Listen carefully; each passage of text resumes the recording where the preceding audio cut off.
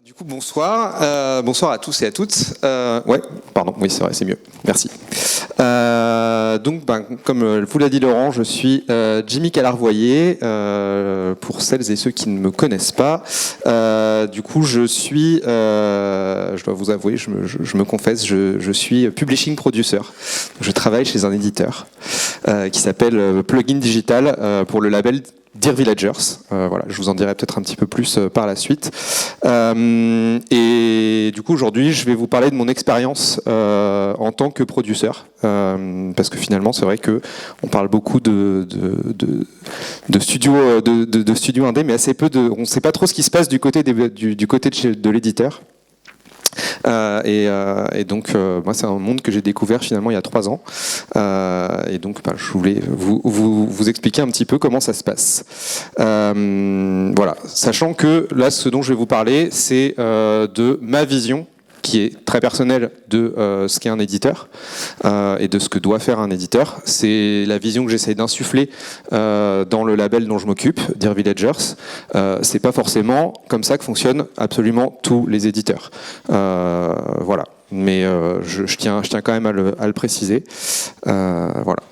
Donc je vais juste me présenter rapidement pour que vous puissiez connaître un petit peu mon parcours, puisque je dis que justement je viens de l'indé pour aller chez le publisher. Voilà, alors petite inception, ça c'était du coup moi, il y a 5 ans. Voilà, donc j'avais fait un jeu qui s'appelle Pankapu, qui est toujours disponible d'ailleurs. Voilà, donc moi j'ai commencé il y a maintenant 17 ans dans le jeu vidéo, j'avais des cheveux à l'époque. Voilà, j'ai commencé chez Nevrax, un studio qui est mort 2 fois, je l'ai enterré 2 fois ce studio, à Paris, Ankama. Je suis venu me bosser chez Ankama, donc moi j'étais vraiment plutôt côté prod, hein. J'étais en level design, j'ai fait un peu de game design aussi, puis après j'ai eu envie de faire de la gestion de projet, donc je suis parti chez Péoléo. Encore une boîte enterrée d'ailleurs. Et ensuite, je me suis dit, tiens, si je créais mon studio, voilà, donc j'ai créé Toucan Studio, et on a fait Pankapu. Donc j'ai fait effectivement un petit post-mortem il y a 5 ans. Voilà, je vais essayer de faire un petit peu plus court parce que j'ai revu la vidéo pour prendre cette image-là. Ça avait duré 1h30, donc on va essayer de faire ça un petit peu plus court ce soir. Voilà, bon, boîte que j'ai aussi enterrée, hein, encore une fois. J'espère que finalement la seule qui reste est Ankama, donc j'espère pour mes actuels employeurs que ça va mieux se passer. Non, il y en a une autre que j'ai pas enterrée suite à Toucan Studio, c'est Nacon, qui s'appelait Big Ben Interactive à l'époque où je l'ai rejoint. Et donc c'est là que j'ai fait le switch justement entre studio et publisher. Et en fait, c'est intéressant de voir cette image-là parce que finalement, c'est un peu ce soir-là que j'ai un peu eu envie justement de passer chez l'éditeur parce que pour celles et ceux qui étaient là, pendant 1h30, j'ai démonté mon jeu en fait ce jour-là. Mais vraiment, toutes les conneries que j'avais pu faire, je les ai expliquées là. Bon, aussi les 2-3 trucs qui s'étaient bien passés, faut pas non plus cracher dans la soupe, mais voilà. Et ça, en fait, je le savais pas, mais il y avait le responsable des producteurs de chez Big Ben Interactive qui était là ce soir-là, et en fait, il a vraiment bien apprécié que je démonte mon jeu, parce qu'en fait, c'est un petit peu ce à quoi peut servir un éditeur. Voilà, donc j'avais rencontré là, et puis quelques mois plus tard, je rejoignais Big Ben Interactive. Voilà. Donc justement, qu'est-ce que le fait d'être indé m'a appris et qui me sert aujourd'hui. Alors là, je me suis servi de l'image solo. J'étais pas solo, hein. Il est pas solo non plus. On était quand même plusieurs, hein, dans la boîte. J'ai pas fait mon jeu tout seul. Voilà, on était 5. Donc, comme je le disais, ce qu'être indé m'a appris, ça m'a appris à faire des erreurs. On en a fait plein, mais on a quand même réussi à shipper un jeu, donc malgré tout, c'est quand même cool. Et ça m'a aussi, du coup, appris à estimer le temps que prennent les choses. Finalement, le fait d'être en studio. Ça me permet aujourd'hui en tant que producteur, côté publishing, de vraiment avoir conscience de comment ça se passe une prod. Et finalement, aujourd'hui, quand un studio me dit « Oh, t'inquiète, ça va prendre une semaine », ouais, une semaine avec combien de marge ? Voilà, ça me permet aussi de parler le même langage que les studios. Et ça, je remarque que c'est relativement apprécié en général par les studios. Il y a aussi il y a un côté confiance qui se met en place. Ça m'a aussi et surtout permis de réaliser la pression et la charge mentale qui pèsent sur les studios. C'est ultra stressant en fait d'être côté studio, d'avoir un studio, surtout quand on est un petit studio de quelques personnes ou même plus gros studio hein, finalement. Mais il y a des enjeux qui sont vachement importants. Et ça, c'est vrai que moi, c'est quelque chose que j'essaye vraiment de véhiculer et de garder en tête quand on fait du publishing, parce que dire à un studio qui s'est déchiré pour livrer une milestone, en fait, c'est nul. C'est pas forcément bien pris par tout le monde, on va dire. Donc l'idée, c'est vraiment aussi de se mettre à la place du studio et de pas juste faire donner un avis sur le jeu, mais aussi de se mettre à la place des gens. Et le fait d'avoir été côté studio, ça me permet vraiment de pouvoir me mettre à la place de ce que les studios peuvent vivre. Voilà. Donc tout ça, en fait, ça a fait que je me suis dit, tiens, finalement, l'expérience que j'ai pu avoir à travers mon expérience indé, si je m'en servais pour aider des studios à shipper leur jeu, parce que c'est quand même ça l'intérêt d'un publisher à la base. Hein. C'est vraiment aider un studio à shipper son jeu. C'est l'objectif. Un éditeur, il va être là à la fois pour faire un support marketing, parler du jeu, c'est ce qu'on voit le plus souvent, mais il y a aussi toute une partie suivi de production. Et donc là, c'est plus ce dont moi je vais vous parler aujourd'hui, puisque je suis producteur, je ne suis pas marketing. Donc si vous voulez parler marketing, je pourrais éventuellement répondre à 2-3 questions, mais ça ne sera pas forcément ma tasse de thé. Moi, je suis vraiment orienté production. Pardon, je regarde juste mes notes. Donc à quoi ça sert un éditeur ? Ça sert à avoir un avis sur le jeu, avoir un suivi sur le jeu, et surtout à pouvoir prendre de la distance par rapport au jeu. Moi, ce que j'ai constaté en étant en studio, c'est qu'on a la tête dans le guidon tout le temps, et en fait, on perd de l'objectivité sur son propre jeu. On ne sait pas ce qui est bien, on ne sait pas si c'est bien, on ne sait pas si c'est pas bien, on ne se rend pas forcément compte des forces et des faiblesses du jeu. Moi, alors à titre d'exemple, sur Pankapu, un des résumés que j'avais fait du projet, c'était qu'on n'avait pas confiance dans notre USP. Donc en fait, on a rajouté plein de trucs parce qu'on n'avait pas confiance dans notre USP. Un éditeur aurait pu nous dire, si en fait ça c'est fun, poussez dans cette direction-là. Mais en fait, quand on a la tête dans le guidon, on s'en rend pas compte.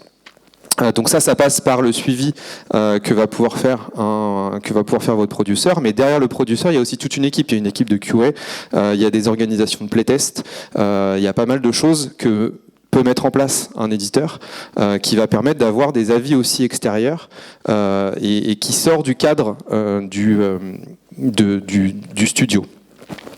Alors, un truc qui est assez important, je trouve, dans les retours qu'on peut faire côté édition, moi c'est un truc que je dis beaucoup aux studios avec lesquels on travaille, c'est que 90% du temps, quand on fait des retours en disant qu'il y a quelque chose qui ne va pas dans le jeu, je pense qu'on a raison. Les retours de playtest en général vont dans cette direction. En revanche, 90% du temps, quand on design à la place des studios, on a tort. L'objectif, c'est pas qu'on soit des designers à la place des studios, et ça j'essaie de le rappeler systématiquement en studio. L'objectif d'un éditeur, c'est pas de designer le jeu à la place du studio. En revanche, c'est vraiment de pouvoir donner un avis extérieur sur le jeu pour pouvoir obtenir le meilleur jeu possible. Donc l'idée, c'est vraiment de pointer du doigt les choses qui vont et qui vont pas, et après de pouvoir discuter avec le studio. Alors bien sûr, l'idée, c'est pas non plus de laisser le studio se débrouiller en disant tiens, ça marche pas, démerdez-vous. Après, on peut mettre en place pas mal de choses. Ça nous est arrivé d'organiser des brainstorming, par exemple, aussi avec des studios sur des points très précis. On est bien sûr là pour aussi leur donner des idées, mais notre objectif, c'est clairement pas de designer à la place des studios. C'est leur projet et ils le font très bien eux-mêmes. Ce qu'un éditeur va pouvoir apporter aussi à un studio, c'est de trouver des partenaires. Surtout pour des petits studios. Nous, on bosse beaucoup avec des petits studios et des studios qui viennent de se créer, pour la plupart, qui sont... alors, ça dépend vraiment des studios, mais on a des studios qui sont 3-4 et qui, à un moment donné, se rendent compte, bah tiens, ouais, on a un programmeur, on a un artiste et on a un game designer, il nous manque un narrative designer. Qu'est-ce qu'on fait? Est-ce qu'on écrit les histoires nous-mêmes ou pas? On peut aussi aider des studios par rapport à ça, à trouver les bons partenaires, que ce soit des personnes indépendantes ou faire développer une partie du jeu par un autre studio à un moment donné, ou donner un coup de main sur du debug, ce genre de choses. L'idée, c'est vraiment de pouvoir s'appuyer sur l'éditeur et de pas rester justement dans son coin à se dire non, faut qu'on se débrouille tout seul. Non, pour moi, l'éditeur, il est vraiment là pour aider les studios. Et il y a un autre point aussi sur lequel l'éditeur il va être important, c'est toute la partie console, puisque du coup nous on est sur, oui, j'aurais dû préciser, donc Dear Villagers, on est un éditeur qui bosse sur PC et console. On fait pas de mobile chez Dear Villagers, on a un autre label chez Plugins Digital qui fait aussi du mobile, mais le label dont moi je m'occupe fait PC console. Mais c'est vrai qu'on a pas mal de studios qui n'ont jamais fait de console non plus. C'est un monde qui est un petit peu inconnu. Il y a plein de choses à connaître quand on va sur console. Tout ce qui va être les technical requirements désolé pour mon accent, des consoliers. Ce genre de choses, comment on envoie son jeu en certification, combien de temps ça prend, qu'est-ce qu'il faut faire de spécifique, etc.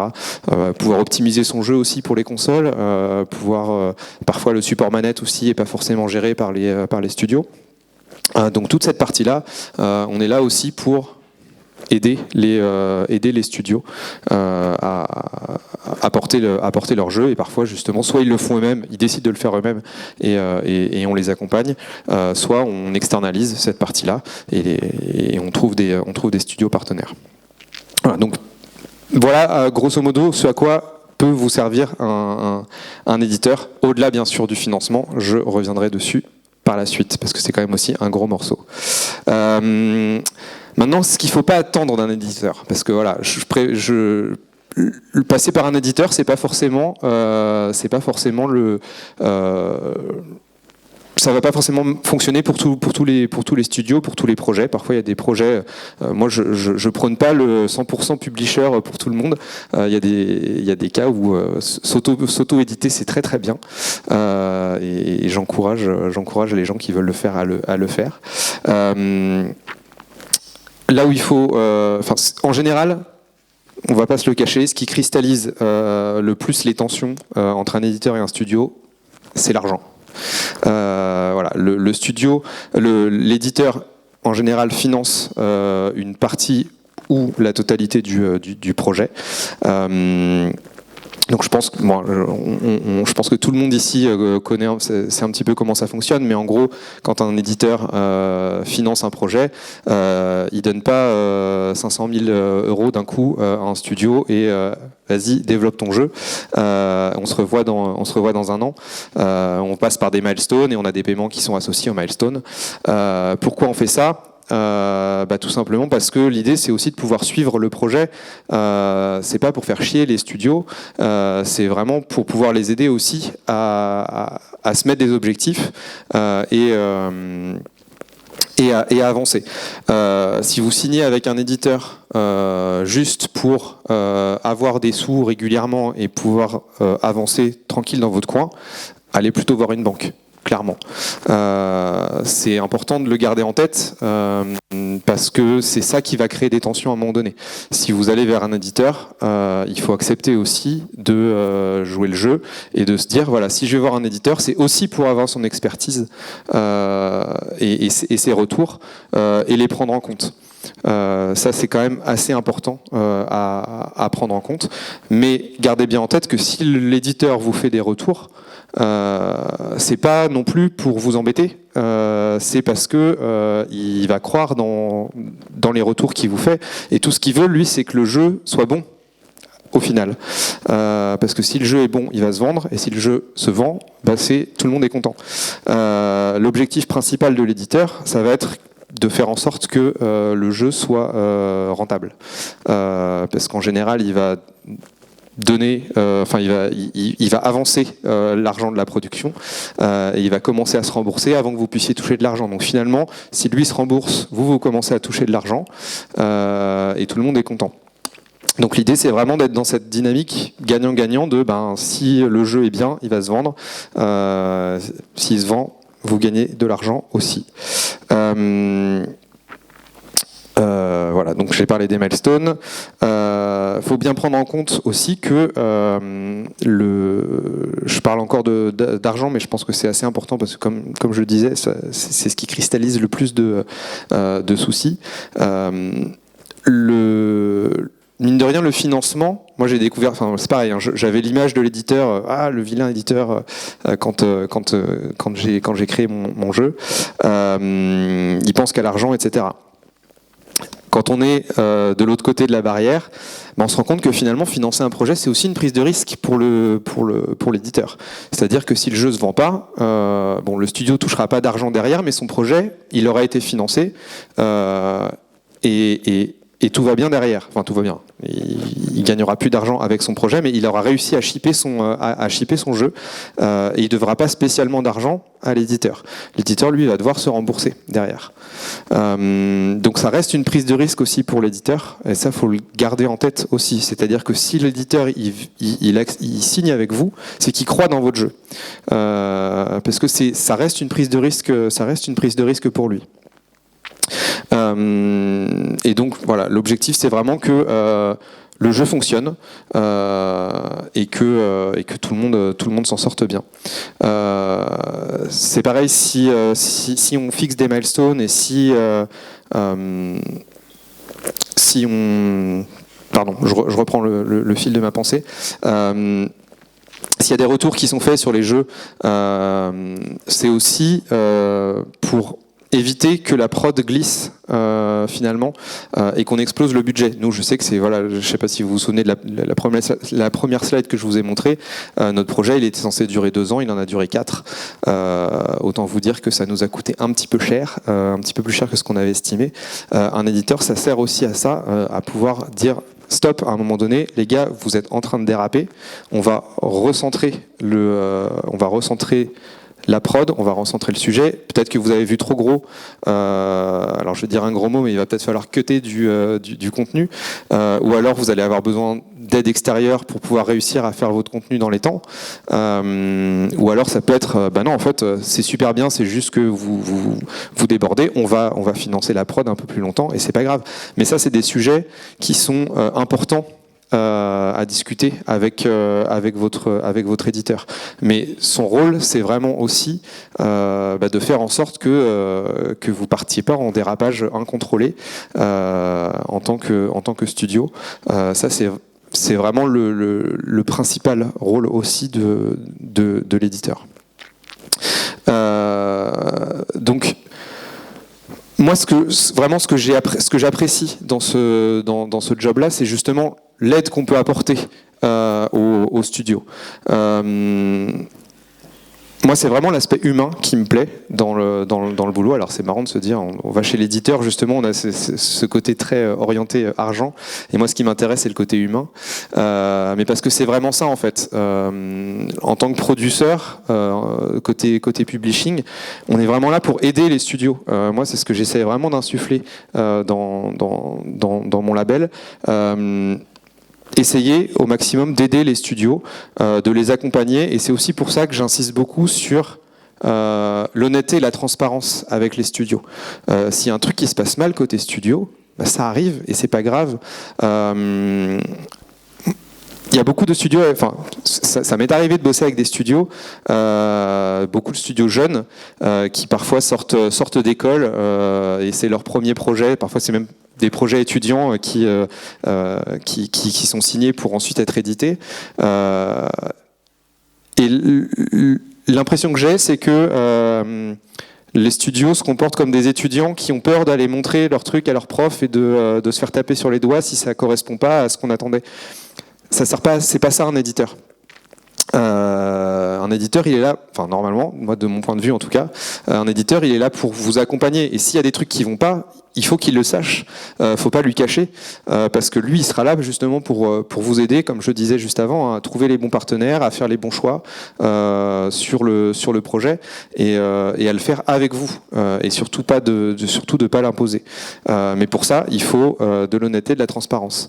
Il faut pas non plus survendre sa capacité à faire les choses. Là, j'ai eu le cas assez récemment d'un studio avec lequel on a réussi à redresser un petit peu la barre au moment où ça partait en dérapage. Et ils m'ont dit « Ah, mais ça aurait été vachement bien de le savoir plus tôt. » Ouais, mais les gars, en fait, vous m'aviez dit que vous aviez l'air super confiant en fait sur votre capacité à fournir tout ce travail-là. Donc finalement, bah, quelque part, moi, je vous faisais confiance. Et finalement, bah, ils auraient préféré que je leur dise bah non, mais là c'est trop gros pour vous. Et donc finalement, surjouer la confiance face à un éditeur juste pour lui faire plaisir, c'est pas forcément vous rendre service. Et ça c'est vraiment important. Donc voilà, encore une fois, honnêteté, transparence. Moi, c'est vraiment ça qui me plaît. On est là pour aider les studios à faire leur jeu. On est là pour grandir avec eux. Moi, je travaille sur un tout petit label. Hein. Je crois qu'on fête les 3 ans cette année du label. L'idée, voilà, on n'a pas non plus forcément la science infuse. On apprend ensemble, et c'est ça qui me plaît vraiment bien. Et l'idée aussi, si vous êtes bien avec votre éditeur, c'est de pas forcément penser monoprojet. C'est d'avoir une vision sur le long terme. Nous, parfois, on a signé des projets avec des studios en se disant, ce projet-là, on y croit, il est cool, mais ce qui nous plaît vraiment, c'est le studio. Et on a envie de continuer à travailler avec ce studio. Et même si le jeu il fait un four, eh ben c'est pas grave, on va continuer à accompagner ce studio et à aller bosser avec. Pour moi, s'il n'y a pas ce plaisir de travailler avec un éditeur, je pense qu'il y a déjà un premier warning à avoir de votre côté. Je pense qu'il faut qu'il y ait avant tout un fit humain avec l'éditeur, si vous voulez, parce que finalement vous allez bosser pendant 2-3 ans avec, parfois un petit peu moins, mais voilà, enfin c'est des relations qui sont assez longues, et s'il n'y a clairement pas un fit humain au départ, ça va être compliqué. Voilà. Bah écoutez, j'ai fini de vous expliquer ma vision du producing et pourquoi moi voilà, mon expérience d'indé m'a permis de, enfin, j'essaye justement de me servir de mon expérience indé pour faire du publishing. Je vous invite à me poser des questions si vous en avez. Voilà. Merci.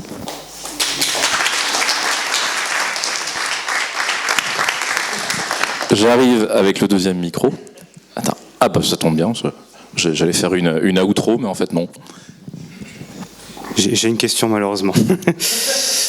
Ouais, bah du coup, ça m'intéresse de savoir pourquoi t'es passé du côté publisher et pas plutôt studio produceur.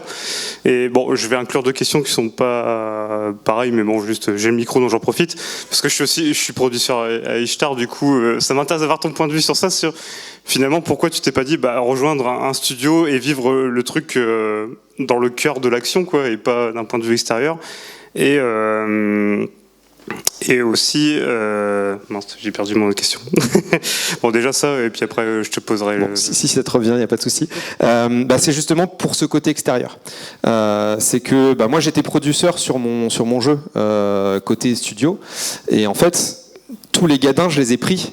Même en étant producteur finalement. Et c'est après coup que je me suis rendu compte de tous les trucs que si j'avais pris du recul, j'aurais réussi à voir. Et en fait, quand on est la tête dans le guidon, quand on doit gérer les équipes, quand on doit gérer les plannings en interne, etc., on n'arrive pas à avoir ce recul-là, en général. On est vraiment la tête dans son jeu tout le temps. L'éditeur... Enfin, le producteur côté éditeur, il a ce recul-là. Il n'est pas forcément la tête tout le temps dans son jeu. C'est vrai, un truc que j'ai pas précisé, côté éditeur. Bon, j'ai fait 2 éditeurs pour l'instant. En général, on a entre 3 et 5 projets par producteur. Du coup, alors, on peut se dire, ouais, mais le producteur, il n'est pas totalement dédié à mon projet. Oui, mais ça lui permet aussi de voir d'autres choses et de revenir régulièrement sur le projet, et donc de voir les évolutions. Finalement, quand on est tous les jours sur le même projet, on ne voit pas forcément les évolutions. Là, d'une milestone à l'autre, ça permet aussi de vraiment se rendre compte de tout le chemin qui a été parcouru entre 2 étapes. Et donc moi, c'est ça qui me plaît aussi, c'est de pouvoir être sur plusieurs projets et vraiment de pouvoir aider les studios. Là où moi, justement, j'ai pas forcément été aidé à l'époque. C'est ça qui m'a plu. Voilà. Ok, du coup ma deuxième question c'était, du coup tu préfères quoi, avoir en face un autre producteur avec qui parler dans le studio, ou des studios qui n'ont pas vraiment cette hiérarchie et où tu peux plus avoir la main mise un peu sur le projet, parce que je suppose que c'est complètement différent entre un studio qui a aucune organisation et toi du coup tu peux plus les aider sur ça qu'un studio qui est déjà bien rodé, quoi, et au final peut-être tu te sens un peu moins utile. Enfin, en tout cas, c'est mon point de vue. Excellente question. Et en fait, c'est ça aussi qui est vachement intéressant, je trouve, côté publishing. Il n'y a pas 2 studios qui fonctionnent de la même façon. J'ai des studios avec lesquels je parle juste avec le producteur, ou producteur et puis 2-3 leads.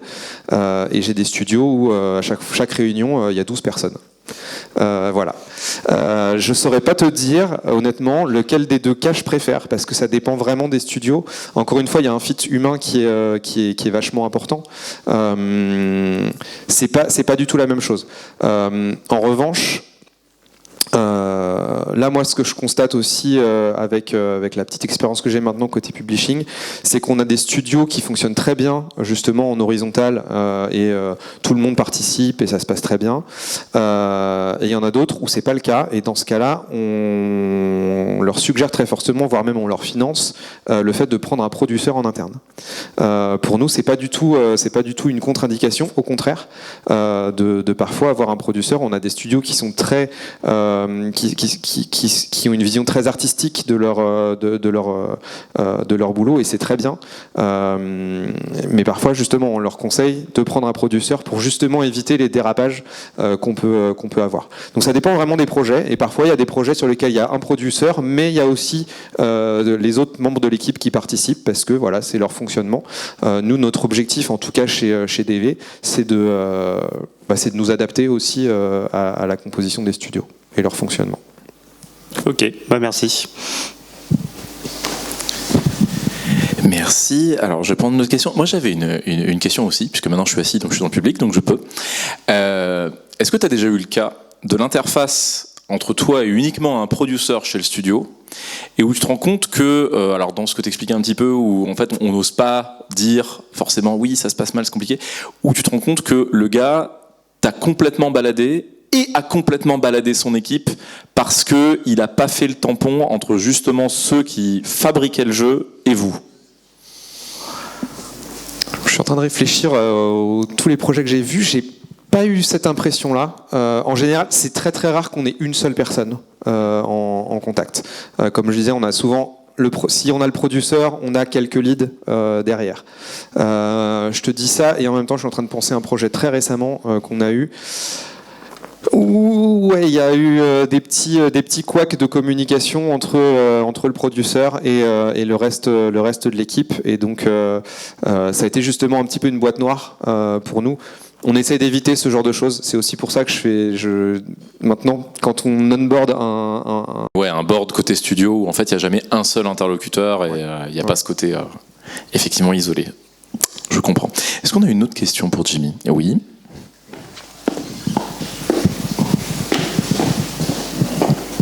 Merci. Du coup, moi je me demandais, est-ce qu'il y a des critères vraiment où, quand tu arrives sur un projet, où tu sais que ce sera non, enfin les choses qui vont te, entre guillemets, d'un point de vue publisher, non, cette boîte-là ou ce projet-là, ça marchera pas. Alors, là, donc, tu parles avant la signature, du coup, du projet. Donc là, on parle plus de la partie sourcing. Donc moi, je m'en occupe un petit peu moins. Alors cela dit, je m'en occupe moins, mais quand même, moi, je m'occupe de la partie audit prod des projets. Donc ça quand même. Il y a plusieurs choses qui font que déjà, comme je disais, le rapport humain, pour moi, il est primordial. On va échanger avec les studios de manière quasiment quotidienne pendant 2-3 ans. Si ça se passe pas bien dès les premiers rendez-vous, je vais éviter d'imposer ça à mon équipe, très honnêtement. Après, c'est aussi la vision du projet, savoir si le studio sait où il va. Donc avant une signature, avoir au moins un planning de prod, un budget qui a l'air à peu près correct. Ça c'est important. Et encore une fois, moi ce qui va m'intéresser, c'est aussi la transparence et l'honnêteté. Un studio qui me dit ce truc-là, en fait, on sait pas faire et on a besoin d'aide. Au final, ça va me rassurer. Plus que je préfère un studio qui me dise nous on a besoin de vous sur ce truc là, ça on sait pas faire, ça c'est notre point faible, j'aurais plus tendance à y aller justement parce qu'on va pouvoir les accompagner et les aider plutôt qu'un studio qui me dit t'inquiète on gère. On en a un en ce moment, c'est pas la fête tous les jours en fait, parce que les gars ils ont l'impression de gérer et en fait ils savent pas gérer, donc ça pour le coup, il faut faire. Enfin, nous, on essaie d'être vigilants par rapport à ça. Voilà. Du coup, je profite d'une deuxième question. Quelle est la bonne taille de projet quand on est un porteur de projet pour venir voir un publisher et lui demander de l'aide? Ou est-ce qu'il y a une taille peut-être trop précoce ou quand on en est encore là, vaut mieux pas du tout venir, etc. Alors ça dépend. Alors c'est pas la taille de l'équipe qui va compter parce que cette phrase m'a un petit peu échappé, pardon. Mais non, enfin pour le coup vraiment, ça va dépendre déjà de l'éditeur. En fait, c'est plus le budget du jeu qui va compter. On a des éditeurs qui vont avoir des budgets limités. Il y a des éditeurs qui, au contraire, si tu demandes pas 500 000 ou 1 million d'euros, de toute façon, ils vont même pas regarder ton jeu. Et à l'inverse, voilà. C'est plus le budget du jeu qui va déterminer aussi si tu vas voir tel ou tel éditeur. Après, la taille de l'équipe, très honnêtement, nous, on bosse avec des gens qui sont tout seuls. Et on bosse avec des studios qui sont une trentaine, voire une cinquantaine. Donc ça dépend vachement. En revanche, c'est plus l'étape du jeu à laquelle on signe. Nous, alors pour le coup, on a 2 labels chez Plugin Digital. Donc il y a Dear Villagers dont je m'occupe et PID Games. On n'intervient pas forcément au même moment. PID Games va par exemple arriver plus tard dans la production et aider à finir le jeu. Là où nous on va prendre les jeux un peu plus tôt. Mais en général, on a quand même besoin d'un proto voire d'une vertical slice pour pouvoir se décider. On va pas signer. Un éditeur signera très très rarement juste sur un pitch un jeu. Il y a quand même besoin d'avoir un petit peu de matière pour se rendre compte de ce qu'on va pouvoir avoir derrière. Et avoir une core team, malgré tout, enfin, voilà, c'est pas forcément le nombre de personnes qui va être important, mais c'est de se dire, voilà, les rôles principaux, ils sont présents dans l'équipe. Merci beaucoup. Voilà. A-t-on une autre question pour Jimmy ou pas? Non, je ne crois pas. Non, c'est hyper intéressant de te voir là, justement, quand on a suivi tout le parcours qui était fait en règle générale. Et en fait, ce que je trouve assez intéressant, c'est aussi de se dire, est-ce que t'es pas un ovni aussi au niveau du publishing, toi, avec ce type de profil? T'as beaucoup de profils comme le tien autour de toi qui sont passés par les studios avant. J'en ai quelques-uns. Pour le coup, alors c'est vrai que ça c'est un truc que j'en ai pas forcément trop parlé, alors que c'était un peu le sujet de la conf au départ. C'est vrai que, donc, comme je disais, moi j'ai bossé chez 2 éditeurs, j'en connais quand même pas mal d'autres. Je vois quand même la différence entre un producteur qui n'a fait que du publishing et un producteur qui vient du studio. C'est vrai qu'on n'a pas forcément tout à fait la même approche. Et donc moi je sais qu'aujourd'hui j'aime bien dans mon équipe recruter des gens alors soit qui viennent d'horizons totalement différents, parce que ça peut aussi apporter des choses intéressantes, mais finalement c'est ça qui va faire la richesse aussi du suivi de projet, c'est-à-dire que avoir que des gens qui viennent du studio, c'est pas forcément intéressant non plus, parce qu'on va être très formaté studio. Moi je sais que dans mon équipe j'ai des personnes qui viennent du release management, j'ai des personnes qui viennent du QA, j'ai des personnes qui viennent de plein d'horizons différents, et j'ai des personnes qui viennent aussi principalement du publishing, mais finalement chacun et chacune va pouvoir apporter son éclairage. C'est vrai que un producteur, un ou une producteur va être affilié à un studio et à un projet, mais finalement c'est aussi une équipe de producteurs, donc les gens se parlent et se filent aussi des tuyaux. Donc s'il y a un truc sur lequel un producteur va pas forcément être spécialiste, les autres vont pouvoir aider. Donc je pense que c'est vraiment plus la pluralité des expériences qui va faire la richesse aussi de l'accompagnement. Mais il y a quand même quelques personnes que je connais qui viennent du studio, et c'est quand même assez intéressant.